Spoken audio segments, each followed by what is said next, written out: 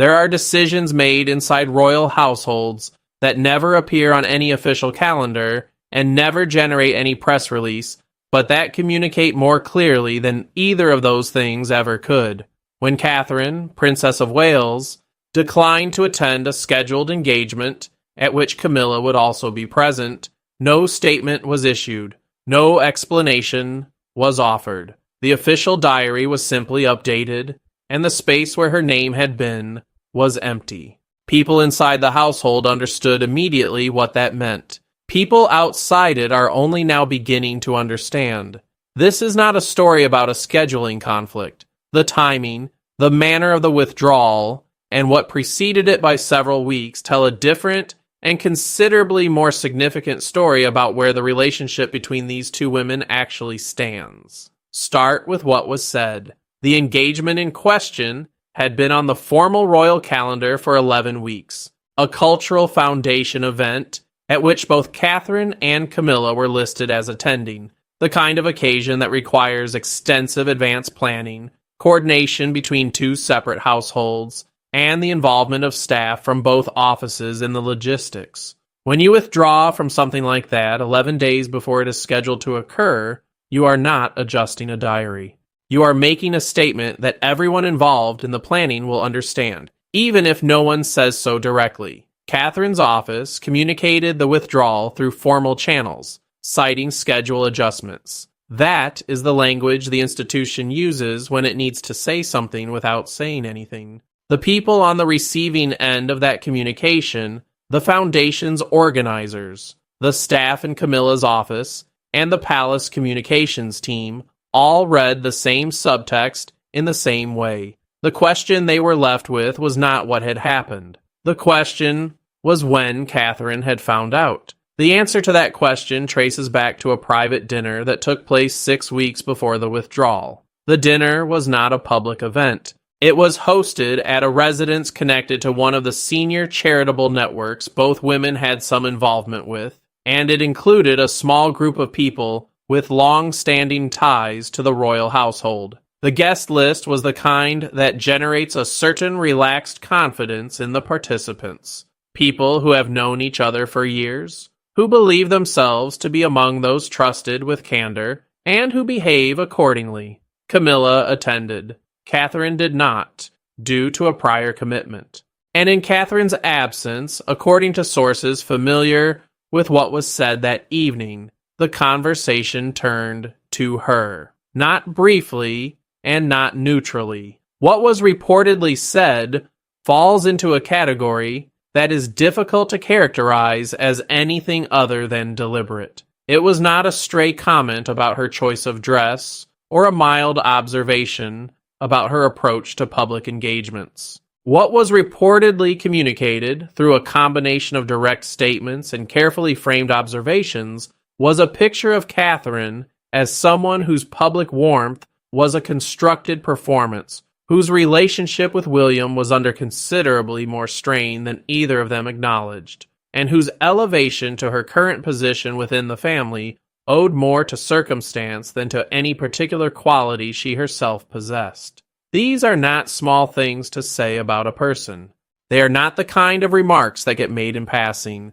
They have the character of a view that has been held for some time and found a moment of apparent safety to be expressed. The problem for Camilla was that no gathering of that kind is ever as private as it appears to the people inside it. The guest list included at least 2 individuals whose connection to Catherine's household was closer than Camilla's people had registered. One of them did not repeat what was said immediately. Weeks passed, but eventually, and by a route that sources familiar with the situation describe as indirect rather than deliberately confrontational, what had been said that evening reached Catherine. Consider what that moment of discovery actually involves for a person in Catherine's position. She is the Princess of Wales. She has spent 15 years managing her public role with a level of discipline and care that people who work closely with her describe as genuinely extraordinary. She has done so through 2 major family ruptures, a global health crisis, and her own serious illness, maintaining throughout a consistent public presence that has earned her an approval rating within the British public that very few members of the institution can match. She has, by any measurable standard, carried her part of this institution with distinction, and she has done all of that while navigating the particular complexity of a relationship with Camilla that was never going to be simple. Camilla married her father-in-law. Camilla's relationship with Charles was the central rupture in the marriage of William's parents. William has never been fully reconciled to that history, and anyone who has watched him closely over many years understands that the composure he maintains in Camilla's presence in public settings is exactly that, composure, not warmth, the surface functioning of a man who understands what the institution requires. Catherine has matched that composure. She has appeared alongside Camilla at official engagements, stood in the correct place at the correct ceremonies, and given no public indication of anything other than a functional working relationship. The effort that requires, over 15 years, given what she knows about the history she married into, is not something the public is generally asked to account for. It is simply assumed as part of the role. When the account of what had been said at that dinner reached her, she took several days before making any decision about what to do with the information. Sources familiar with her response describe her as measured rather than reactive, which is entirely consistent with how people who know her describe her general approach to difficulty. She does not move quickly when the stakes are high. She thinks through implications. She considers the range of possible responses and their consequences before committing to any of them. What she ultimately decided was not to raise the matter directly with Camilla, not to raise it with Charles, not to raise it formally through any institutional channel. She made a decision that was communicated entirely through action rather than words, and the action was the withdrawal from the engagement. This choice is worth examining carefully because it is more sophisticated than it might initially appear. A direct confrontation would have produced exactly the kind of scene that benefits the institution least. Two senior women in open conflict, with staff on both sides becoming involved, and the risk of the substance of the conflict becoming known outside the household. Catherine has watched enough of this family's history to understand what happens when disputes go loud. She has also watched what happens when they are managed through process rather than through emotion, and she has drawn her own conclusions about which approach produces better long-term outcomes. By withdrawing from the engagement without explanation, she did several things simultaneously. She communicated to Camilla, who would have been briefed on the withdrawal by her own staff, that something had shifted without specifying what or why. She placed Camilla in the position of knowing, or strongly suspecting, that the remarks from the dinner had traveled, without Catherine having to confirm that directly. She removed herself from a situation in which she would have been required to maintain her composure in Camilla's presence, before she was ready to do that. And she did all of this without generating any formal record, any staff-to-staff confrontation, or any briefing that could later be described as a breach of institutional protocol. It is the kind of move that people who understand power inside closed institutions recognize as something other than a simple absence from a calendar entry. It is a message sent through form rather than content, legible to the people who need to read it and invisible to everyone else. William knew before the withdrawal was communicated to the Foundation. According to sources familiar with the sequence of events, Catherine told him what she had learned about the dinner before she made any decision about how to respond to it. His reaction, described by those same sources as quiet rather than dramatic, was nonetheless clear in its direction. He did not encourage her to attend the engagement and maintain the surface. He did not suggest that the appropriate response was to raise the matter formally. He told her that what she had learned was consistent with things he had long understood about the dynamic, and that whatever she decided about the engagement, he would support. That response from William carries its own significance. He is a man who has spent his entire adult life choosing his moments inside this institution with extreme care. The fact that he did not encourage Catherine to maintain the appearance of normality at the engagement suggests that, from his perspective, a point had been reached where the maintenance of that appearance was no longer the priority it had previously been. The foundation's organizers handled the situation with the professionalism that comes from long experience of royal engagements and their occasional complications. The event proceeded with Camilla attending as scheduled. Catherine's absence was noted in the coverage that followed and attributed to a schedule adjustment, which is the explanation her office had provided. No journalist pursued the question further at that point, though several royal correspondents noted that the withdrawal had been late and that the timing was unusual given the advance notice that is typically given for withdrawals from high-profile charitable events. Inside the household, the atmosphere in the days following the engagement was described by sources as notably careful.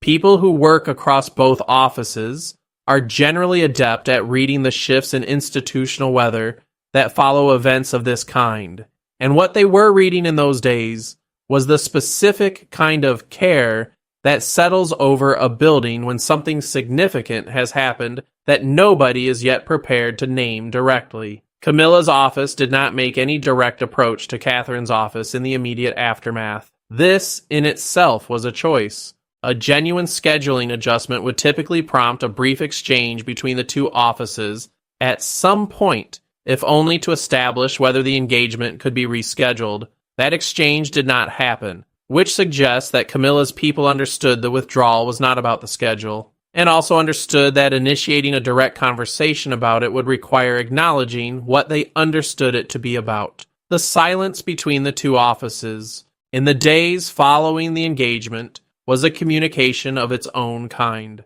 Princess Anne was aware of the situation.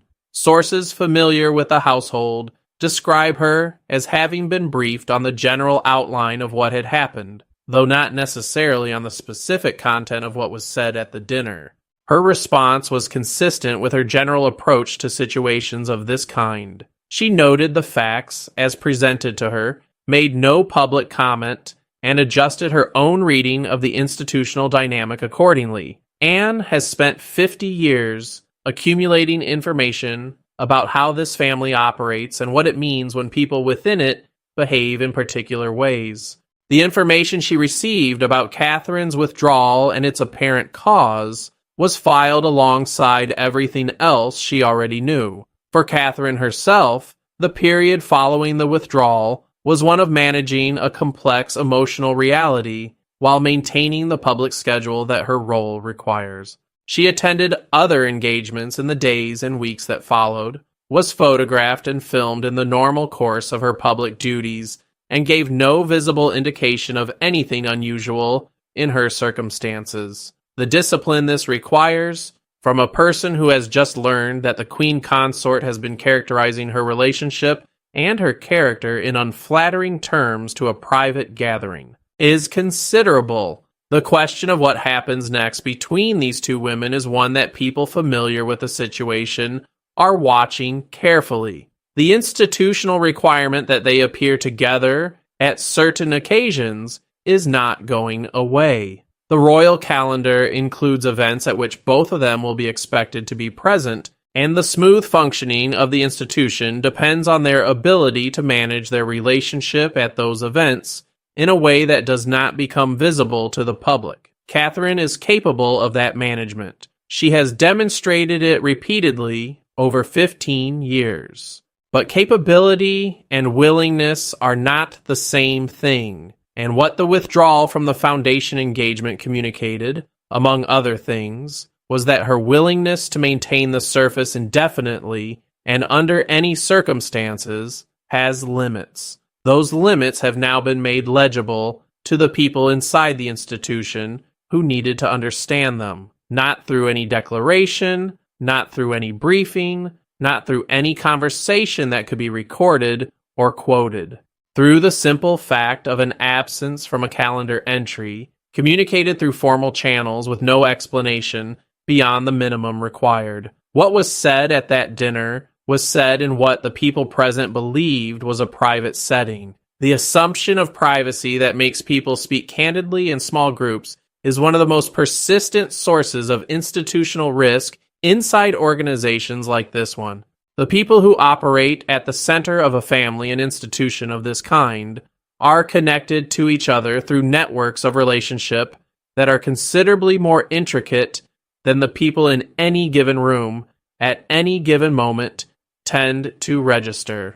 Words travel through those networks in ways that cannot be predicted or controlled at the moment they are spoken. Camilla understood this in the abstract as well as anyone. She has spent decades navigating the specific social landscape of the British royal household. She has watched words travel in unexpected directions and land in unexpected places. She has experienced the consequences of that firsthand at various points in her own history with this family. And yet, the account of what was said at that dinner suggests that the confidence of the setting, the familiar faces, the comfortable atmosphere of people who had known each other for years produced a degree of candor that went beyond what the actual privacy of the situation could sustain. That is not an unusual failure. It is a very human one. The problem is that inside an institution of this kind, human failures of that particular variety carry institutional consequences. What was said about Catherine at that dinner has now shaped the dynamic between the Princess of Wales and the Queen Consort in ways that will not be easily reversed, if they can be reversed at all. The foundation engagement took place without Catherine. Camilla attended and fulfilled the engagement as scheduled. The formal record of the event reflects a routine royal occasion at which one of the two originally listed attendees was absent due to schedule adjustments. Anyone reading that record without additional context would find nothing significant in it. Inside the household, the people who were paying attention read the same record differently. They understood what the absence meant, what had preceded it, and what it indicated about where things now stood. And they adjusted their own understanding of the institutional landscape accordingly. That adjustment, quiet and unannounced, distributed across the people who work inside that household and understand its currents, is the real consequence of what happened. Not the absence from one event, not the withdrawal from one calendar entry, the shift in understanding about where the lines are and what happens when they are crossed. Catherine chose not to speak. She let the absence speak instead. And in the particular language of this institution, an absence at the right moment, from the right person, communicates with a precision that no statement could match. Word count, approximately 4 to 100 words. To understand why this particular situation carries the weight that it does, it helps to place it within the longer history of Catherine's position inside this family. She did not arrive into an easy landscape. She married William in 2011, knowing the full weight of what that marriage meant, knowing the history she was entering, knowing that the comparisons with Diana would be a permanent feature of her public life, and that she would have no control over how those comparisons were drawn or by whom. She accepted all of that with her eyes open, and she has navigated it for 15 years with a consistency that people both inside and outside the household describe as genuinely impressive. Part of what has made that navigation possible is the clarity she has maintained about the distinction between what the institution requires and what she personally owes to any individual within it. She owes the institution her professionalism, her public presence, her fulfillment of the ceremonial and charitable duties attached to her role. She has delivered all of those things without exception, including during the period of her cancer treatment, when she returned to public duties before many people would have considered it reasonable to do so. What the institution does not require, and what Catherine has never publicly pretended that it does require, is a warmth toward Camilla that does not exist. The two women have maintained a working relationship that functions publicly. They have appeared at the same events, stood in the correct positions at the correct ceremonies, and performed the institutional compatibility that the monarchy requires of its senior members. That performance has never been, by any account from people who work close to both of them, accompanied by any genuine personal affinity. This is not unusual. It is, in fact, the normal condition of institutions whose senior figures are bound together by duty rather than by choice. The mistake people make when they observe that Catherine and Camilla maintain a functional public relationship is to conclude from that observation that the relationship is warmer than it is. Functional is not warm. Professional is not personal. The ability to stand beside someone for a photograph communicates nothing about what either person says about the other when the photographs stop. What the dinner revealed was what Camilla says when the photographs stop, and the guests are people she believes she can trust. The specific content of those remarks, the characterization of Catherine's warmth as performance, the suggestion of strain in her marriage, the implication that her position owed more to circumstance than to merit, deserves closer attention because each element of it tells you something about the thinking behind it. None of those things would be said by someone who regarded the person being described as an equal or as someone to be respected within the institution. They are the remarks of someone who has concluded that Catherine represents a kind of threat to her own position within the family's hierarchy, and who, in a moment of apparent safety, articulated that conclusion to people she believed were sympathetic. The threat that Catherine represents to Camilla's long-term position is real, but it is not the kind of threat that can be addressed through the kinds of institutional maneuvers Camilla has employed successfully in the past. Catherine is not vulnerable to having her charitable work reviewed unfavorably, or her household budget scrutinized, or her social connections questioned. She is the mother of the future king. She is the person whose public approval within the country is the highest of any living royal. She is someone who has already survived a serious illness in public and emerged from it with her standing enhanced rather than diminished. Camilla's long-term position inside the institution is, as it has always been, tied entirely to Charles. When Charles is alive and well, she is protected by his authority and his commitment. When he is gone, her position depends on the goodwill of the people who remain. Those people are William and Catherine. And the remarks made at that dinner did not improve the prospects for that goodwill. Whether Camilla registered, in the moment those remarks were being made, the full weight of what she was risking is a question that cannot be answered from the outside. What is clear from the account of the dinner, and from the nature of the remarks themselves, is that the setting produced a confidence in apparent safety that overrode whatever calculation might otherwise have governed the conversation. The guests were known, the atmosphere was relaxed, the person being discussed was not present, and the hostility that found its voice that evening was the kind that builds quietly over time and eventually finds the right moment to speak. That moment turned out to be the wrong one. The weeks between the dinner and Catherine's withdrawal from the engagement were not passive. Sources familiar with the sequence of events describe a period during which the information about what had been said moved through the informal channels that connect people inside and adjacent to the royal household, arriving eventually in a form that was specific enough to be taken seriously and credible enough to be acted on. Catherine did not receive a single dramatic disclosure. She received, over time, enough corroborating detail to conclude that what she was being told was accurate. That process of verification, quiet and unofficial, is itself revealing. It suggests that the account of what was said at the dinner was not coming from a single source with a known agenda, but from multiple directions, in a way that made dismissal difficult. People who tell Catherine things that turn out not to be true do not tend to maintain their access to her for long. The fact that she acted on what she learned suggests that the account met the standard she applies to information of this kind. William's role in the sequence of events following Catherine's discovery is one that the sources familiar with the situation describe as supportive, but not directive. He did not tell her what to do. He did not escalate the matter to Charles. He did not initiate any formal process.